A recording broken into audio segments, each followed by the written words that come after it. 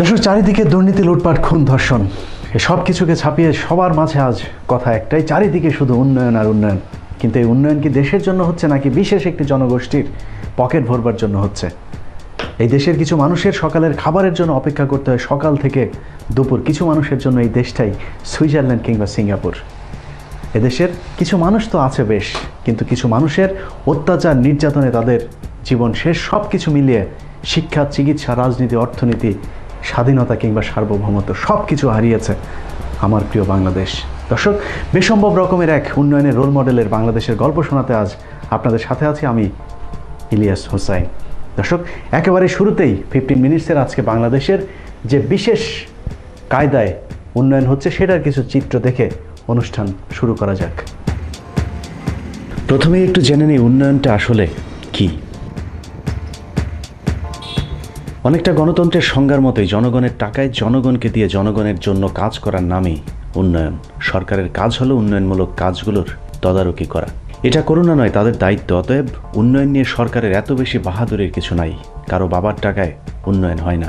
জনগণের উন্নয়নের প্রতিটা টাকার মালিক জনগণ নিজেই। সরকারের কাজ শুধু সুষ্ঠু ব্যবস্থাপনা করা।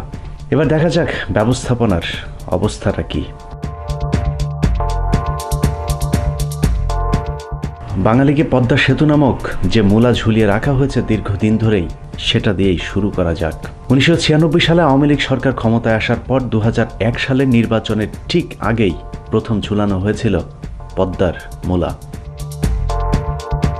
পুরো 5 বছর পার হবার পর 2001 সালের 4 জুলাই পদ্মা সেতুর ভিত্তিপ্রস্তর স্থাপন করে তৎকালীন বৈধ প্রধানমন্ত্রী শেখ হাসিনা। এরপর 2009 সালে ক্ষমতায় এসেই 2012 সালের মধ্যে সেতুর কাজ শেষ করার ঘোষণা দেওয়া হয়। প্রকল্পের ব্যয় ধরা হয় 10,162 কোটি টাকা। কিন্তু শুরু থেকে লুটপাট শুরু হবার পর বিশ্বব্যাংক তাদের নির্ধারিত 120 কোটি মার্কিন ডলারের লোন আটকে দেয়, আর তাতেই আটকে যায় পদ্মা সেতুর অগ্রগতি। কিন্তু 2014 সালে নির্বাচনের আগে একটি নয়, আবারও ক্ষমতায় গেলে 2টি পদ্মা সেতুর খোয়াব দেখানো হয় আবাল বাঙালিকে। 5 জানুয়ারির পর অবৈধ পথে আসা সরকারের শুরু হয় অবৈধ শাসনের যাত্রা। জবাবদিহিহীন সরকারের অপ্রতিরোধ্য লুটপাটে পদ্মা সেতুর ব্যয় শুরুতেই বাড়িয়ে ধরা হয় 20,507 কোটি টাকা। এরপর 28, 30, 31 হাজার কোটি টাকার পর আরও এক দফা প্রকল্পের ব্যয় ও সময় দুটোই বাড়ানোর প্রস্তাব করা হয়েছে। এর আগে 2019 সালে নির্বাচনের ঠিক আগে 2018 সালে ডিসেম্বরে তোড়জোড় করা হয় উদ্বোধনের। প্রধানমন্ত্রী থেকে শুরু করে সবাই দাবি করেছিলেন 2018 সালে উদ্বোধন হচ্ছে পদ্মা সেতু, কিন্তু সেটা আর হয়নি। কবে হবে সেটাও একটা অনেক বড় ডিজিটাল প্রশ্ন। তবে ডিজিটাল বাংলার যোগাযোগ মন্ত্রণালয়ের ওয়েবসাইটে এখনও ঝুলছে পদ্মা সেতুর কাজ 2009 সালে শুরু হয়ে শেষ হবে 2018-তে। উদ্বোধন কবে হবে সেটা বিষয় না, মিডিয়াগুলোর খবরের বিষয় হলো কবে সেতুর কত নম্বর পিলার বসল। বিশ্বব্যাংকের নামে মাত্র সুদের লোন বাতিল হওয়াতে দেশের অর্থনীতির যে কতটা ক্ষতি হয়েছে সেটা আলোচনা বাদ দিয়ে নিজেদের অর্থায়নে পদ্মা সেতু তৈরির সাহসিকতা দেখিয়ে শেখ হাসিনা নাকি এখন পৃথিবীর শ্রেষ্ঠ প্রধানমন্ত্রীদের একজন। সেই সাথে নোবেল পুরস্কারটাও নাকি হাতছাড়া হয়েছে অল্প একটুর জন্যেই। বঙ্গবন্ধু কন্যা শেখ হাসিনা, আমরা আজকে গর্ববোধ করি এই বিশ্বের আজকে 3 জন সেরা সৎ ক্ষমতাধর রাষ্ট্রনায়কের একজন হচ্ছে আমাদের প্রধানমন্ত্রী শেখ হাসিনা। সারা বিশ্বের 4 জন পরিশ্রমী রাষ্ট্রনায়কের একজন হচ্ছেন বাংলাদেশের প্রধানমন্ত্রী শেখ হাসিনা। বাংলাদেশে গত 44 বছরে সবচেয়ে সৎ রাজনীতিকের নাম শেখ হাসিনা। এরকম অসাধারণ এক প্রধানমন্ত্রীর দেশের প্রধান সড়ক এটি। মানহীন এরকম পিচ ঢালাইয়ের মতোই খুন, ধর্ষণ, ভোট চুরি, দুর্নীতি, লুটপাটকে ঢেকে দেওয়ার চেষ্টা চলছে উন্নয়ন নামের মিথ্যে কার্পেট দিয়ে।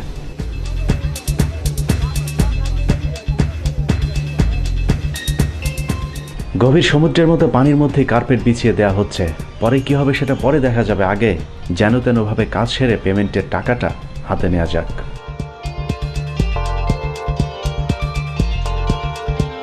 এদেশে উন্নয়নের উদ্দেশ্য জনগণ কিংবা দেশের উন্নয়ন না, উন্নয়নের আসল উদ্দেশ্য অনুমোদন দেওয়া প্রকল্পের বরাদ্দকৃত টাকা উপর থেকে নিচ পর্যন্ত নেতা কর্মীদের মধ্যে ভাগাভাগি করা।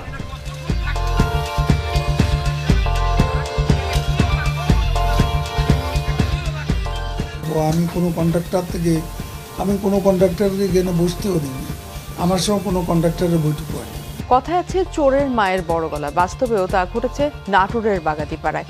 একটি আঞ্চলিক সড়ক সংস্কারে অনিয়মের অভিযোগ ওঠে ঠিকাদারের বিরুদ্ধে। সড়ক বিভাগের এক প্রকৌশলী সেটির প্রতিবাদ করলে ঠিকাদারের সুর তো নরম হয়ই নেই, উল্টো দেওয়া হয় হুমকি ধামকি।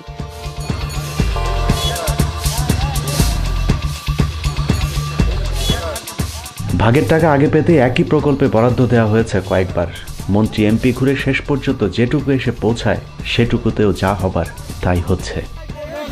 প্রাইম কোর্ট ছাড়াই যদিও প্রাইম কোর্ট করেন তাহলে এক সপ্তাহ আগে এখানে এই রাস্তার প্রাইম কোর্ট করেছিলেন, কিন্তু পিচ ঢালার সময় প্রাইম কোর্ট যদি উঠে যায় তাহলে আমরা জানি যে পিচ ঢালাই করার আগে ট্যাক্স করার কথা।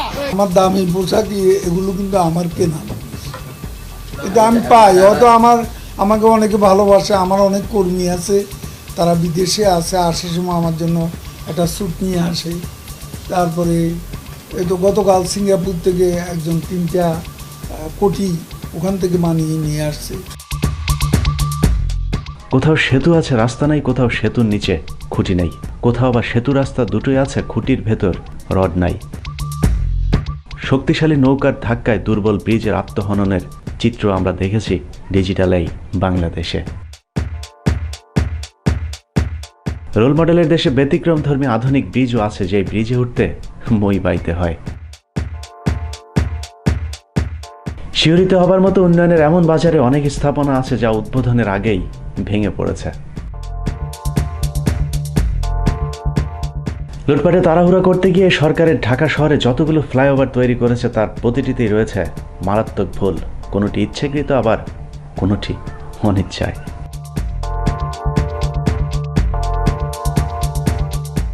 বাংলাদেশের পাশের শহর কলকাতায় গত বছরে উদ্বোধন হয়েছে মহানগরীর দীর্ঘতম পরমা ফ্লাইওভার। 8.14 কিলোমিটার দীর্ঘ ফ্লাইওভারের ব্যয় হয়েছে 392 কোটি টাকা, যার কিলোমিটার প্রতি ব্যয় 48 কোটি 15 লাখ টাকা। সম্প্রতি চীনের 100 কিলোমিটারের দীর্ঘ 5টি ফ্লাইওভার নির্মাণে কিলোমিটার প্রতি ব্যয় হয়েছে 50 কোটি টাকা।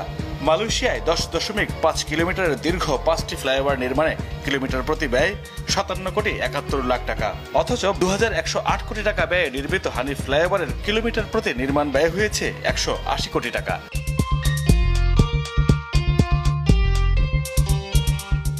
রাজধানীর সবচেয়ে বড় গুলিস্তান যাত্রাবাড়িতে মেয়র মোহাম্মদ হানিফ উড়াল সড়কটি এখন ব্যবহারকারীদের জন্য গলার কাটা হয়ে দাঁড়িয়েছে। উপরে যানজট আর নিচে সড়ক প্রায় ব্যবহার অনুপযোগী। আমাদের জন্য তো ফ্লাইওভার বানায় কোনো লাভ হইল না, সেই জাম হইতে হয়ে গেল। আগে আইতাম 5 মিনিটে, এখন মনে করেন মাঝখান দিয়ে একটু আহে, মাঝখানে করে কি জাম লাগিয়ে জায়গা, পরে কয় কি নামা যান গুলিস্তান অনেক কি করুম, টাকা তো নিয়ে যায় 20 টাকা করে বাড়া। নিচের রাস্তা বন্ধ করে সবাইকে ফ্লাইওভারে উঠতে বাধ্য করা হয়েছে, যার জন্য সেই কোম্পানির মালিক এখন সিঙ্গাপুরের 10 ধনীর মধ্যে একজন। অনেকের মতে কুইক রেন্টাল সহ বেশ কিছু প্রকল্পের টাকা পাচার করে কর্নেল ফারুক খান ও তার ভাই এখন বিশ্ব ধনীদের একজন।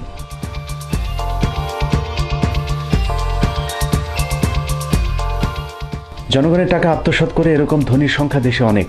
কোথাও বালিশের দাম 6,000, কোথাও বালিশের কভারের দাম 28,000, কোথাও 6 লাখ টাকার মেশিন কেনা হয় 96 লাখে, চেয়ার কিনতেও ধান্দাবাজি করা হয় 2,65,000 টাকা। হাসপাতালে রোগীর বেড আড়ালের জন্য ব্যবহৃত একটি পর্দার দাম 37,50,000 টাকা আর একটি স্টেথোস্কোপের দাম 1,12,500 টাকা। রূপপুর বালিশ কাণ্ডকে হার মানিয়ে ফরিদপুর মেডিকেল কলেজ ও হাসপাতাল কর্তৃপক্ষ গড়েছে দুর্নীতির নতুন নজির। এরই মাঝে একটি কেনাকাটাতেই অন্তত 41 কোটি টাকার দুর্নীতির প্রমাণ পেয়েছে স্বাস্থ্য মন্ত্রণালয়।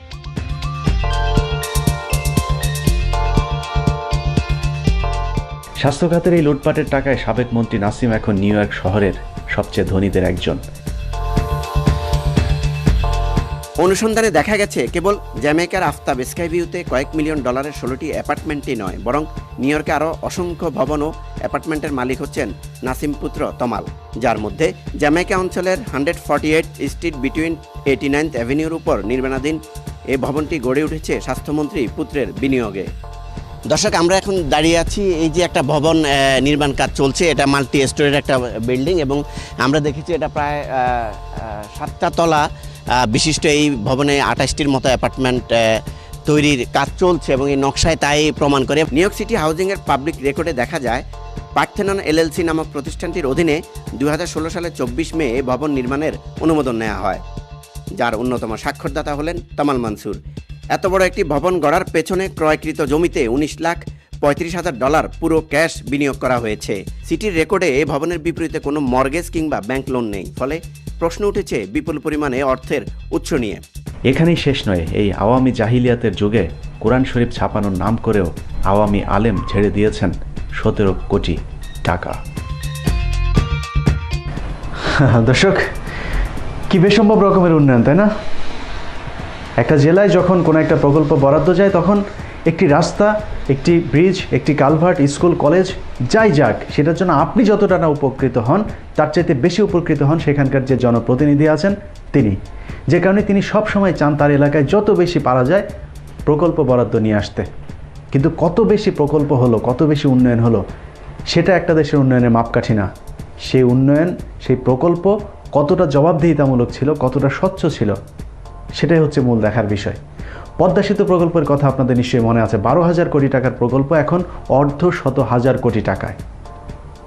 বাংলাদেশের একজন মানুষের যে গ্যাস, কারেন্ট যেগুলোর বিল ছিল, সেই বিলের এখন কত, 6 বছর 10 বছর আগে কত ছিল সেটা আপনারা নিশ্চয়ই জানেন। অতএব যে প্রকল্পগুলো হচ্ছে, যে উন্নয়ন প্রকল্পের নামে যে মহা লুটপাট চলছে, সেটা কেমন হচ্ছে সেটা আপনারা এরই মধ্যে জানেন। আমি আজকে এমপি, মন্ত্রী, প্রধানমন্ত্রী পর্যন্ত যাব না, শুধুমাত্র খুব ছোট একজন ওয়ার্ড কাউন্সিলরের কত টাকা আছে এবং কত লুটপাট সে করেছে সেটাই আজকে দেখাবো, এবং সেটা দেখার জন্য এই মুহূর্তে আপনাদেরকে ওমানে নিয়ে যাচ্ছি। চলুন। বর্তমানে অবৈধ সরকারের লুটপাটকারী নেতারা কত দেশে কত হাজার লক্ষ মিলিয়ন ডলার পাচার করেছে সেটার ছোট্ট একটা নমুনা এখন 15 মিনিটসের হাতে। অনুসন্ধান বলছে যুবলীগের কয়েকজন কেন্দ্রীয় নেতা মিলে শুধুমাত্র মধ্যপ্রাচ্যের ওমানেই পাচার করেছে কয়েক হাজার কোটি টাকা। পরিচিত যুবলীগের সেই মুখগুলো জানবার আগে একটা অপরিচিত মুখের সাথে পরিচিত হওয়া যাক, যিনি অন্তত 2,500 কোটি টাকার বিশাল এক পাচার চক্রের বড় একটি চরিত্রে আছেন।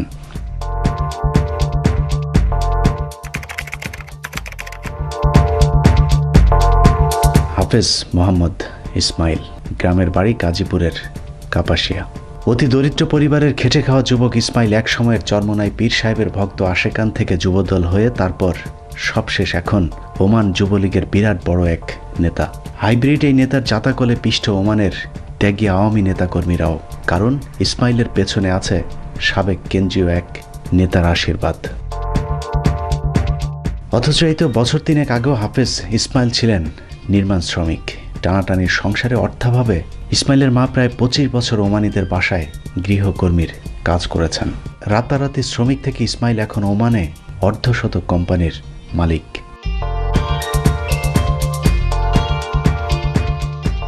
ফিফটিন মিনিটসের উৎসুক জনতাদের অনুসন্ধানে তার কয়েকটি প্রতিষ্ঠানের ছবিও এখন আমাদের কাছে। অনুসন্ধানে দেখা যায় ওমানের রাজধানী মাস্কাটের আল হিল শহরের অভিজাত restaurant, VIP salon, fresh meat ও চিকেন শপ, ল্যান্ড ক্রুজার গাড়ি, ট্রাভেল এজেন্সি থেকে শুরু করে ফটোশপ, ল্যাব, ইলেকট্রিক অ্যান্ড ইলেকট্রনিক্সের ব্যবসা রয়েছে হাফেজ ইসমাইলের। এছাড়াও গত 2 বছরে কোটি টাকা মূল্যের প্রায় 6টা নতুন ব্র্যান্ডের গাড়ি কিনেছেন হাফেজ মোহাম্মদ ইসমাইল।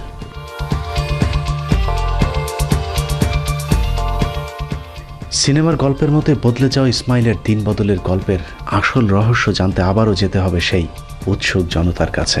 ওমানে গুরুত্বপূর্ণ একটি পদে থাকা একজন কর্মকর্তা আমাদেরকে যে তথ্য দিয়েছেন তা রীতিমতো ঘাবড়ে যাওয়ার মতো। সেই কর্মকর্তার সহায়তায় আমরা ওমানের বাণিজ্য মন্ত্রণালয়ের ওয়েবসাইট থেকে ব্যক্তিগত অতি গোপনীয় সিআর রেজিস্ট্রি ইনফরমেশন থেকে কিছু গোপন নথি পাই, যেখানে দেখা যায় ওমানের মাস্কাটের আল হিল, মবেলা, আল খুদ, আল রমেস, Saad Al Khaleej trading company, Anwar Al Khaleej, Al Amira, Al Baraka সহ দেশটির বিভিন্ন শহরে অন্তত 19টি কোম্পানির লাইসেন্স রয়েছে ইসমাইল গংদের। গোপনীয় সেই নথিতে দেখা যায় 2018 সালে চালু করা কমার্শিয়াল রেজিস্ট্রেশন নাম্বার 1213811 এর অধীনে তাদের রয়েছে 6টি কোম্পানি।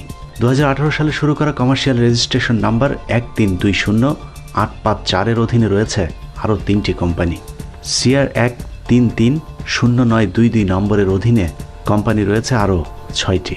এছাড়াও 2018 সালের জুলাইয়ের 6 তারিখে রেজিস্ট্রেশন নেওয়া 1320854 নম্বরের কোম্পানিটি অস্বাভাবিক অর্থ লেনদেনের কারণে সাসপেন্ড হয়ে থাকার তথ্য রয়েছে সেখানে। এইসব তথ্য ঘাটাঘাটির মধ্যেই কেঁচো খুঁড়তে বেরিয়ে আসে সাপ। গোপন সেই নথিতে ওইসব কোম্পানিগুলোর 3 জন মালিকের অস্তিত্ব পাওয়া যায়। ওমানের নিয়ম অনুযায়ী একজন বাংলাদেশিকে সে দেশে ব্যবসা করতে হলে পার্টনার হিসাবে বাধ্যতামূলক একজন ওমানের নাগরিককে রাখতেই হবে। আমরা ধরেই নিয়েছি ইব্রাহিম খালফান থানিয়াল আমরি হচ্ছেন ওমানের সেই পার্টনার। 2 নম্বরে আছে ইসমাইল ফরিদি উদ্দিন অর্থাৎ হাফেজ মোহাম্মদ ইসমাইল, কিন্তু নথির তৃতীয় নামটি বের করতে আমাদের বেগ পেতে হয়েছে। একে মমিনুল হক নামের এই ব্যক্তির পরিচয় পেতে আমরা ওই নথিতে থাকা BR 0674625 নম্বরের পাসপোর্টের সূত্র ধরে এগুতে থাকি। ঢাকার আগারগাঁওয়ের পাসপোর্ট অফিসে আমাদের সূত্র নিশ্চিত করেন AKM মমিনুল হকই হচ্ছে ঢাকা দক্ষিণের সাবেক ওয়ার্ড কমিশনার মমিনুল হক সাইদ।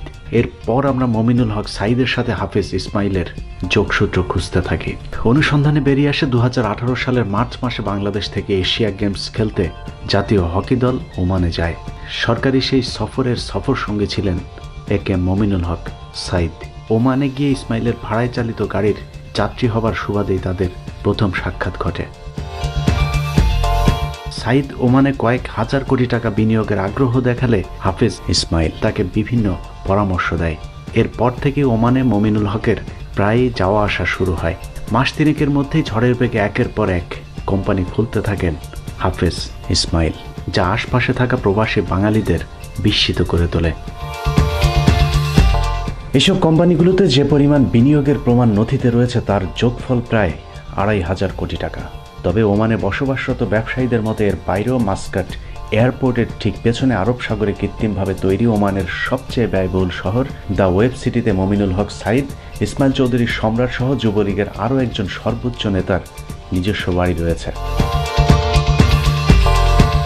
অনেক বড় বড় রাঘবওয়ালরা যারা আছে তারাও এই টাকাগুলো এখানে করছে। ইসমাইল হোসেন সম্রাট সেও এর পেছনে, আমরা যা বুঝতেছি, যা দেখতেছি, যা শুনতেছি, এটাও ইসমাইল হোসেন সম্রাটও এর পেছনে আছে। আর এই মাসকাট এয়ারপোর্টের পেছনে যা দ্য ওয়েব সেন্টার, এই ওয়েব সেন্টারও হচ্ছে তার ফ্ল্যাট আছে, এই বিলাসবহুল ফ্ল্যাট আছে তার। হ্যাঁ, এগুলো কোথাতে আসলো? সব বাংলাদেশি টাকা আসতো এখানে। আর শোনেন, এই হুমান ভাই, ওমান এখন ওই ক্যাসিনোর মতো, সে বাংলাদেশের মতো অবস্থা তৈরি করে ফেলতেছে। এরই মধ্যে 2019 সালের কথিত শুদ্ধি অভিযানের সময় ক্যাসিনো কাণ্ডে নাম থাকার অভিযোগ আসে মমিনুল হক সাইদের। তারপর থেকেই সে পলাতক ছিল। হঠাৎ করেই গ্রিন সিগন্যাল পেয়ে আবারও ঢাকায় ফিরে আসেন মমিনুল হক সাইদ। তবে এবার সিটি নির্বাচনে নিজে কমিশনার পদে দাঁড়াতে না পারলেও তার স্ত্রীকে ঠিকই দাঁড় করিয়ে দিয়েছেন বিদ্রোহী প্রার্থী হিসাবে।